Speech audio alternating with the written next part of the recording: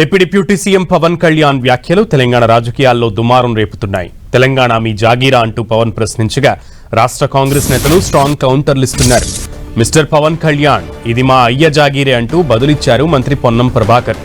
తెలంగాణ 4 కోట్ల ప్రజల జాగీరేనన్నారు. మీ అయ్య జాగీరు కాదంటూ స్ట్రాంగ్ కౌంటర్ ఇచ్చారు మంత్రి పొన్నం. మరోవైపు జడ్చర్ల ఎమ్మెల్యే అనిరుద్ రెడ్డి సైతం పవన్ పై ఘాటు విమర్శలు చేశారు.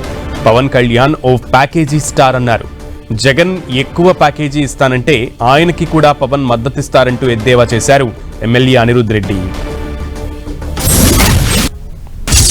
అన్నట్టుగా ఇది భారతదేశమా పాకిస్తానా అనే మాటలు మాట్లాడే సందర్భంలో మేము ఆనాడు ఉద్యమ సందర్భంలో కూడా తెలంగాణ విభజన ప్రజల ఆకాంక్ష, విడిపోయి కలిసి ఉందాం తెలుగు రాష్ట్రాలుగా అనేటువంటిదే నినాదం. ఇవాళ కూడా 12 సంవత్సరాల్లో ఎవరం కూడా ఆంధ్రప్రదేశ్కు సంబంధించిన వాళ్ళు ఇక్కడ ఉండొద్దనో వ్యాపారాలు చేయొద్దనో అమెరికా వాళ్ళు ఇన్వెస్ట్మెంట్సే చేస్తారు. ఇక్కడికి ఆంధ్రప్రదేశ్ పెట్టుబడి ఎందుకు పెట్టేస్తారు? మీరు అంటుకోవచ్చు తెలంగాణ పెట్టుబడులు ఆంధ్రకు రావద్దని. ఇంకొక మాట చెప్తున్నాను, ఎస్ మిస్టర్ పవన్ కళ్యాణ్, ఇది మా అయ్య జాగిరే, మా తెలంగాణ ప్రజల అయ్య జాగిరే, 4 కోట్ల ప్రజల మనుషుల యొక్క అయ్య జాగిరి. నీ అయ్య జాగిరి కాదు, ఫస్ట్ గుర్తుపెట్టుకోవాలి. మేము జాతీయ పార్టీ కాంగ్రెస్ పార్టీ కార్యకర్తలం. ఫస్ట్ మాకు జాతీయ భావము జాతీయ తత్వము మాకు ఓటు నేర్పేది కాదు. స్వతంత్రం కోసం పోరాడిన పార్టీ వారసులం. ఈ దేశం కోసం ప్రాణాలు అర్పించినటువంటి పార్టీ కార్యకర్తలం. మేము ఆర్టిస్టులకు మేము చాలా గౌరవిస్తాం. ఆర్టిస్టులు అంటే కూడా చాలా ఆర్టిస్టులు ఎవరో మళ్ళీ దీన్ని respect, we respect utmost respect on artist. But ఇట్లా పూర్తిగా పొలిటికల్గా పేమెంట్ తీసుకొని ఆర్టిస్ట్ మాట్లాడటంలో వాల్యూ. తర్వాత మీరు అంటారు తెలంగాణ వేర్పాటువాదము అనేటువంటి మాట అంటున్నామంటే నీ యొక్క అక్కసు బయటపడతా ఉంది.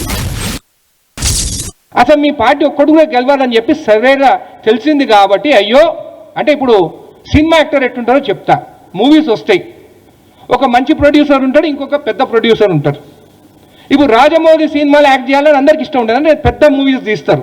అయితే ఈ ప్రొడ్యూసర్స్ కూడా ఎట్టుంటారంటే ఎవరు ప్యాకేజ్ ఎక్కువ ఇస్తే వాళ్ళ దగ్గరికి పోవాలని ఉంటారు.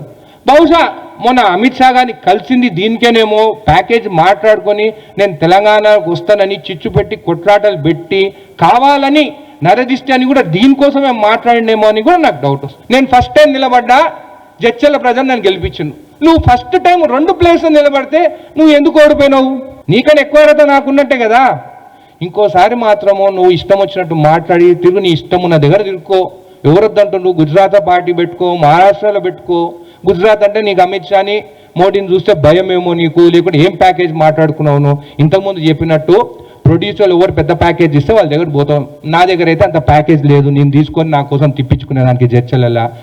నాకు బహుశా తెలిసి జగన్ గారు ఏమైనా ఎక్కువ ప్యాకేజ్ ఇస్తే కూడా అటు కూడా పోవచ్చు, లేకుంటే కేసీఆర్ ఇస్తాడేమో పెద్ద ప్యాకేజ్ దానికన్నా, లేకుంటే మళ్ళీ జగన్ కూడా మాట్లాడుకోవచ్చు. నాకు అది కూడా డౌట్ ఉంది. చూద్దాం. ఇంకా నేను ఈరోజు చెప్తున్నాను కదా, బీఆర్ఎస్ బీజేపీ దాని తర్వాత జనసేన ముగ్గురు పొత్తుతోనే వచ్చే ఎలక్షన్లు వస్తున్నారు. ఈరోజు నేను మాట్లాడుతున్నాను, ఈరోజు గాంధీ భవన్లో మీ ముందు మాట్లాడుతున్నాను. రాసి పెట్టుకుని వాళ్ళలాగా అబద్ధాలు మాట్లాడటం